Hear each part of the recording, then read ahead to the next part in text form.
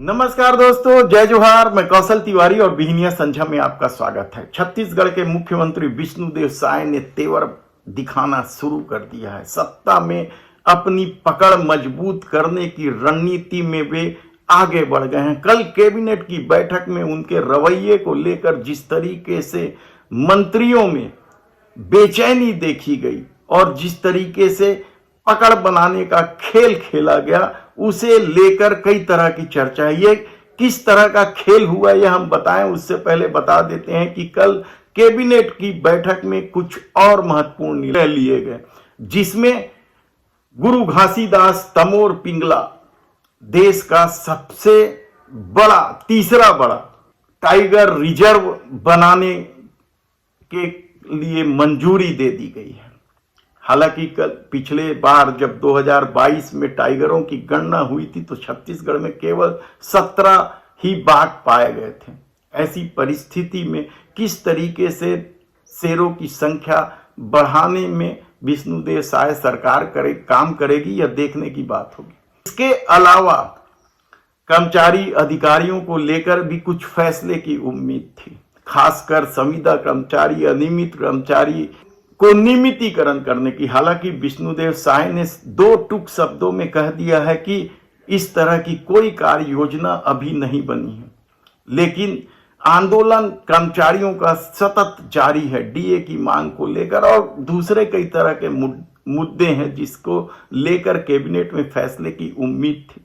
शिक्षक वर्ग भी बेहद नाराज है, तो बेरोजगारों को भी उम्मीद थी कि लोकसभा चुनाव जीतने के लिए जिस तरीके से 33,000 शिक्षकों की नियुक्ति करने की गारंटी दी गई थी, उसे लेकर भी कोई फैसला होगा, लेकिन इस मामले में भी कोई फैसला नहीं हुआ और बेरोजगारों में जबरदस्त रोष है। यदि आप सोशल मीडिया में देखेंगे कि किस तरीके से लोग, युवा बेरोजगार नाराज हैं, वे लगातार अपनी बात लिखकर सत्ता तक पहुंचाने की कोशिश कर रहे हैं, लेकिन सत्ता अपने में मस्त है और उसकी अपनी अंदरूनी राजनीति है। तो कैबिनेट की बैठक में कहा जा रहा है कि मंत्रिमंडल के विस्तार और निगम मंडल आयोग में नियुक्ति के को लेकर भी कुछ मंत्रियों ने सवाल उठाए, लेकिन सबको मालूम है कि तय मोदी शाह को करना है, पार्टी को करना है। उसमें विष्णुदेव साय लगातार कई बार 4-5 बार दिल्ली का दौरा कर चुके हैं मंत्रिमंडल के सिर्फ विस्तार के मामले को लेकर, लेकिन अभी तक वहां से कोई सहमति या संकेत नहीं मिले। यहां तक कि प्रभारी नितिन नवीन ने भी बैठक ली, उसमें भी मंत्रिमंडल के विस्तार और निगम मंडल आयोग में नियुक्ति को लेकर सवाल उठे थे, लेकिन उन्हें भी टाल दिया गया। मंत्रिमंडल का विस्तार कब होगा कहना कठिन है। निगम मंडल आयोग को लेकर कार्यकर्ताओं और नेताओं में रोष व्याप्त है। मंत्रियों ने कहा कि उनके पास लगातार लोग आ रहे हैं और पूछ रहे हैं कि आखिर विस्तार कब होगा।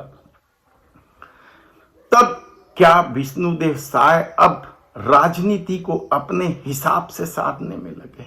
यह बेहद ही महत्वपूर्ण सवाल इसलिए उठ रहा है क्योंकि कैबिनेट की बैठक शुरू होते ही जिस तरीके से बैठक व्यवस्था नए सिरे से लागू की। याद कीजिए कि आप इसके पहले जो कैबिनेट के 3-4 बैठक हुई, उसमें बैठक व्यवस्था क्या होती थी? मुख्यमंत्री और उनके आजू बाजू दोनों उप मुख्यमंत्री बैठा करते थे, लेकिन कल जब कैबिनेट की बैठक शुरू हुई तो दोनों उप मुख्यमंत्री को मंत्रियों के साथ बैठा दिया गया और जिस जगह पे 3 चेहरे दिखाई देते थे, वहां केवल विष्णुदेव साय के ही चेहरे दिखाई देने लगे।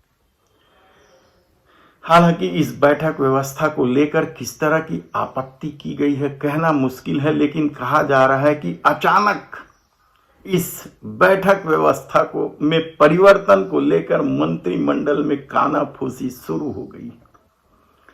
याद कीजिए आपकी किस तरीके से जब 2003 में डॉक्टर रमन सिंह की सरकार बनी थी तो वे अकेले मुख्यमंत्री थे उसके बावजूद कुछ मंत्रियों की चलती रही, लेकिन इस बार कहा जा रहा है कि पूरे मंत्रिमंडल में यदि सबसे ज्यादा किसी की चल रही है तो वह ओपी चौधरी की है। और चले भी क्यों ना, क्योंकि वे अमित शाह के सबसे करीबी माने जाते हैं।